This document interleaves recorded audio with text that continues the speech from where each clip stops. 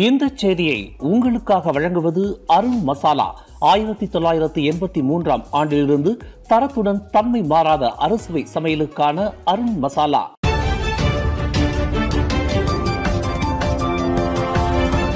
வணக்கம். திசைகளின் ஒரு மணி செய்திகள். பன்னீர்செல்வம் தூக்கு தண்டனை நிறைவேற்றம் ஒத்திவைப்பு.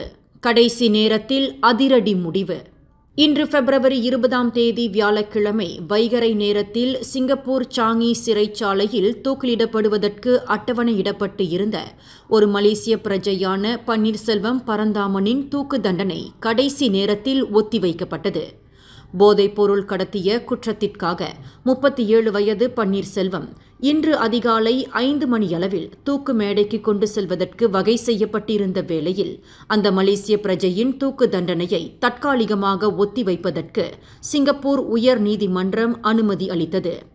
பன்னீர்செல்வத்தின் தூக்கு தண்டனையை ஒத்திவைப்பதற்கு சிங்கப்பூர் உயர் நீதிமன்றம் எடுத்துள்ள முடிவு நேற்றிரவு பன்னீர்செல்வத்தின் குடும்பத்தினருக்கு சாங்கி சிறைச்சாலை இலாக்கா தெரிவித்துள்ளதாக லாயர்ஸ் ஃபார் லிபர்ட்டி அமைப்பின் ஆலோசகர் என் சுரேந்திரன் தெரிவித்துள்ளார். பன்னீர்செல்வத்திற்கு எதிரான தூக்கு தண்டனை நிறைவேற்றத்திற்கு முன்னதாக 2 முக்கிய கேள்விகளுக்கு விடை காண வேண்டும் என்று சிங்கப்பூர் உயர் நீதிமன்றத்தில் முன்வைக்கப்பட்ட கடும் வாக்குவாதம் அந்த மலேசிய பிரஜைக்கு பிறப்பிக்கப்பட்ட தூக்கு தண்டனையை ஒத்திவைக்க வேண்டிய சூழ்நிலை உயர் நீதிமன்றத்திற்கு ஏற்பட்டது.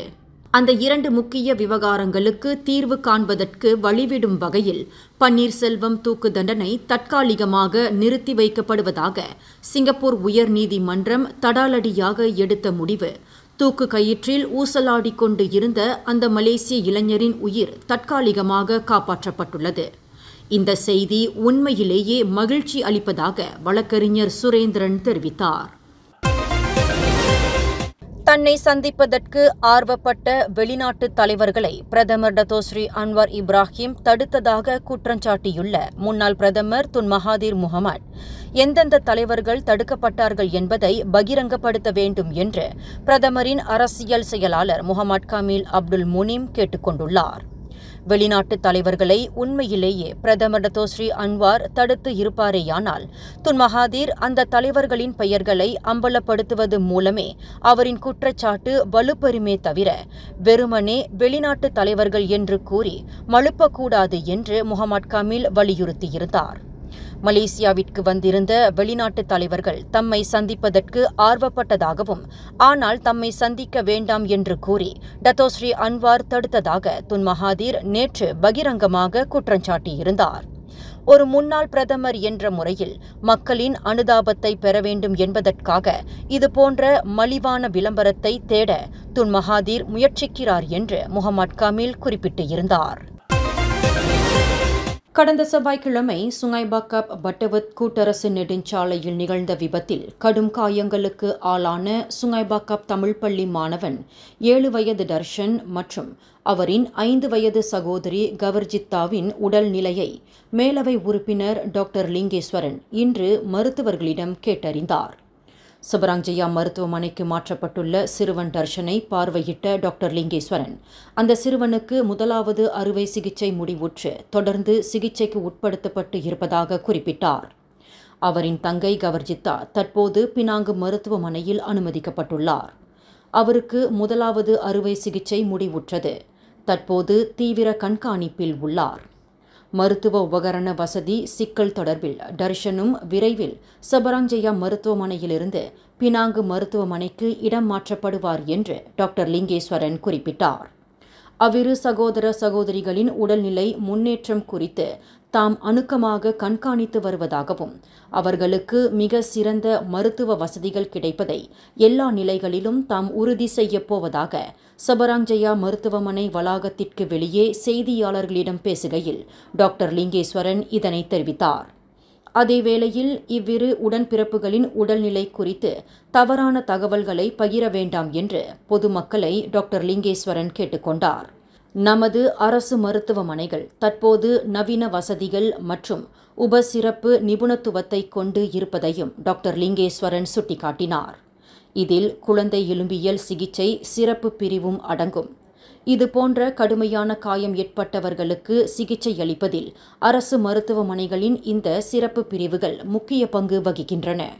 நிபுணத்துவம் வாய்ந்த ஊழியர்கள் மற்றும் அதிநவீன மருத்துவ தொழில்நுட்பத்துடன் நோயாளிகள் தனியார் மருத்துவமனைக்கு செல்லாமல் அரசு மருத்துவமனைகளில் உயர்தர சிகிச்சையை பெற்று வருவதையும் டாக்டர் லிங்கேஸ்வரன் விளக்கினார். சாலை வளைவில் பேருந்திலிருந்து கீழே இறங்கிய 13 வயது இளம்பெண் லோரியினால் மோதப்பட்டு உயிரிழந்தார். இச்சம்பவம் நேற்று இரவு 7:20 மணியளவில் ஜொஹூர் புந்தியான் பக்கனன்னாஸ் கம்போங் மலாயு ராயாவில் நிகழ்ந்தது. இவ்விபத்து தொடர்பில் இரவு 7:45 மணியளவில் பொதுமக்களிடம் இருந்து தாங்கள் அவசர அழைப்பை பெற்றதாக பொந்தியான் மாவட்ட போலீஸ் தலைவர் சூப்பரிண்டென்டன்ட் முகமது சோஃபி தைப் தெரிவித்தார். கடுமையான காயங்களுக்கு ஆளான அந்த இளம்பெண் சம்பவ இடத்திலேயே மாண்டதாக அவர் குறிப்பிட்டார்.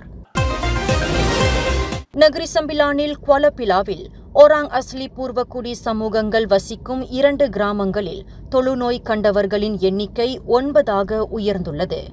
குஷ்ட நோய் என்று அழைக்கப்படும் தொழுநோயினால் அந்த பூர்வக்குடி கிராமத்தில் இதுவரை ஒருவர் உயிரிழந்துள்ளார். 9 புதிய சம்பவங்கள் அடையாளம் காணப்பட்டுள்ளதாக நகரி சம்பிலான் மந்திரி பசார் டத்தோசரி அமீனுடின் ஹாரூன் தெரிவித்துள்ளார். அந்த பூர்வக்குடி கிராமங்களின் அருகில் வீற்றிருக்கும் ஜெராம் தங்கே எக்கோபாக் உயிரியல் பூங்கா தற்காலிகமாக மூடப்பட்டுள்ளதாக மந்திரி பசார் அறிவித்துள்ளார். கிராமங்களில் இருந்து தொழுநோய் பரவிவிடாமல் இருக்க முன் எச்சரிக்கை நடவடிக்கையாக அந்த உயிரியல் பூங்கா மூடப்பட்டுள்ளதாக அவர் குறிப்பிட்டார். தொழுநோயினால் அவதியுற்று வந்ததாக கூறப்படும் அந்த பூர்வக்குடி கிராமத்தை சேர்ந்த 18 வயது பெண்ணுக்கு 1 வார காலமாக கடுங்காய்ச்சல் கண்ட நிலையில் அவர் மரணமுற்றதாக தெரிவிக்கப்பட்டுள்ளது. அந்நிய நாட்டவர்களின் 12 கடப்பிதழ்களை தனது இடுப்பில் மறைத்து வைத்திருந்த கோலாலம்பூர் அனைத்துலக விமான நிலையத்தின் குடிநுழைவு அதிகாரி ஒருவர் பிடிபட்டுள்ள வேளையில் அவர் தற்போது தடுத்து வைக்கப்பட்டு விசாரணை செய்யப்பட்டு வருகிறார்.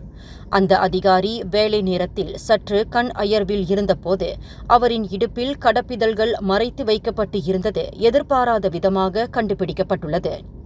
அந்த குடிநுழைவு அதிகாரி தனது இடுப்பில் அந்நிய நாட்டவருக்கு சொந்தமான 12 கடப்பிதழ்களை வைத்திருந்தார் என்பது தொடர்பில் பல்வேறு சந்தேகங்கள் வலுத்துள்ளதால் இவ்விவகாரம் மலேசிய ஊழல் தடுப்பு ஆணையத்திற்கு கவலையை ஏற்படுத்தியுள்ளது. அந்நிய நாட்டவர்கள் நாட்டிற்குள் சோதனையின்றி நுழையவும் வெளியேறவும் விமான நிலையத்தில் செட்டிங் முகப்பிடங்கள் அமைக்கப்பட்டு இருந்தது வெளிச்சத்திற்கு வந்ததை தொடர்ந்து 50க்கும் மேற்பட்ட அதிகாரிகளை ஊழல் தடுப்பு ஆணையம் விசாரணை செய்தது. கேஎல்ஐஏவில் குடிநுழைவு அதிகாரிகளின் பலவீனங்களை களைவதற்கு பல்வேறு பரிந்துரைகள் ஊழல் தடுப்பு ஆணையம் முன்மொழிந்திருந்த வேளையில் இதுபோன்ற சம்பவங்கள் மீண்டும் நிகழ்ந்து இருப்பது ஊழல் தடுப்பு ஆணையத்தை அதிர்ச்சிக்குள்ளாக்கியது. சிங்கப்பூரில் போதைப்பொருள் கடத்தல் வழக்கில் குற்றஞ்சாட்டப்பட்டு மரண தண்டனையை எதிர்நோக்கியிருக்கும் மலேசிய இளைஞரான பன்னீர்செல்வம் பரந்தாமனின் நிலையை நாட்டிலுள்ள இளைஞர்கள் படிப்பினையாக கொள்ள வேண்டும் என்று சிலாங்கூர் மாநில மனிதவளம் மற்றும் வறுமை ஒழிப்புத்துறைக்கான ஆட்சிக்குழு உறுப்பினர் வி பாப்பா ராயுடு வலியுறுத்தினார். தெரிந்தோ தெரியாமலோ செய்யக்கூடிய இத்தகைய குற்ற செயல்கள் தங்களை மரணத்தின் விளிம்புக்கே கொண்டு செல்வதோடு மட்டுமல்லாமல் குடும்பத்தையும் நிர்கதியாக்கிவிடும் என்பதையும் அவர்கள் உணர வேண்டும் என அவர் கூறினார். தங்கள் பிள்ளைகளின் நடவடிக்கைகள் மீது பெற்றோர் அதிக கவனம் செலுத்துவதன் மூலமாகவும் போதைப்பொருள் கடத்தலில் ஈடுபடும் பெரும் கும்பலுக்கு எதிரான நடவடிக்கையை அமலாக்க தரப்பினர் வலுப்படுத்துவதன் வாயிலாகவும் இளம் தலைமுறையினர் போதைப்பித்தர்களாகவும் போதைப்பொருள் விநியோகிப்பாளர்களாகவும் மாறி எதிர்காலத்தை சீரழித்துவிடும் அபாயத்தை தடுக்க முடியும் என்றார் பாப்பா ராயுடு. போதைப்பொருள் கடத்தல் கும்பலின் மூளையாக செயல்படுவோரை துடைத்தொழித்தால் மட்டுமே நாட்டின் எதிர்கால சொத்தாக விளங்கும் இளைஞர்களை போதைப் பொருள் அபாயத்திலிருந்து காப்பாற்ற முடியும் என அவர் குறிப்பிட்டார். மலேசியாவில் போதைப் பொருள் கடத்தல் குற்றவாளிகளுக்கு கட்டாய மரண தண்டனை விதிக்கும் சட்டத்தில் கடந்த 2023ஆம் ஆண்டு சில திருத்தங்கள் செய்யப்பட்டு நீதிபதியின் விவேகத்திற்கு உட்பட்டு தண்டனை விதிக்க வகை செய்யப்பட்டதை பாப்பா ராயுடு சுட்டிக்காட்டினார். எனினும் சிங்கப்பூர் அரசாங்கம் தொடர்ந்து இத்தகைய குற்றங்களுக்கு எதிராக கடுமையான நிலைப்பாட்டை கொண்டு இருப்பதையும் அவர் தெளிவுபடுத்தினார். ஜோஹர் கூலாய் மாவட்ட போலீஸ் நிலையத்தின் முன் போலீஸ்காரர் ஒருவரை சில இளைஞர்கள் கடுமையாக திட்டுவதைப் போல் சித்தரிக்கும் காணொளி ஒன்று சமூக வலைதளங்களில் பரவலாக பகிரப்பட்டதைத் தொடர்ந்து அதில் சம்பந்தப்பட்டுள்ளதாக நம்பப்படும் 4 நபர்களை போலீசார் கைது செய்தனர். இது தொடர்பாக கடந்த செவ்வாய்க்கிழமை மாலை 4:40 மணியளவில் கிடைக்கப்பட்ட போலீஸ் புகாரின் அடிப்படையில் அந்த நால்வரும் அன்றைய தினம் மாலை 5:20க்கும் 7:40க்கும் இடைப்பட்ட நேரத்தில் கைது செய்யப்பட்டதாக கூலாய் மாவட்ட போலீஸ் தலைவர் ACP தான் செங் லீ தெரிவித்தார். 17க்கும் 23க்கும் இடைப்பட்ட வயதுடைய அந்த நால்வரும் காவல்துறை சட்டம் 90வது பிரிவின் கீழ் தடுத்து வைக்கப்பட்டு விசாரணை செய்யப்பட்டு வருவதாக ACP தான் குறிப்பிட்டார். இந்த செய்தியை உங்களுக்காக வழங்கியது அருண் மசாலா. 1983ஆம் ஆண்டிலிருந்து தரத்துடன் தன்மை மாறாத அறுசுவை சமையலுக்கு அருண் மசாலா. மேலும் செய்திகளை தெரிந்து கொள்ள கீழே இருக்கும் பெல் பட்டனை அழுத்துங்கள். உங்கள் மகிழ்ச்சியை வெளிப்படுத்த லைக் மற்றும் ஷேர் செய்யுங்கள். தொடர்ந்து திசைகளோடு இணைந்திருக்க சப்ஸ்கிரைப் செய்யுங்கள்.